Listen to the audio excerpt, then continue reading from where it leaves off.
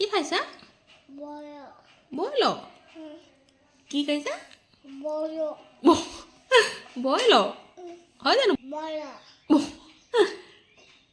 কি খাইছা? কি খাইছা তুমি? এইটো তুমি কি খাই আছা?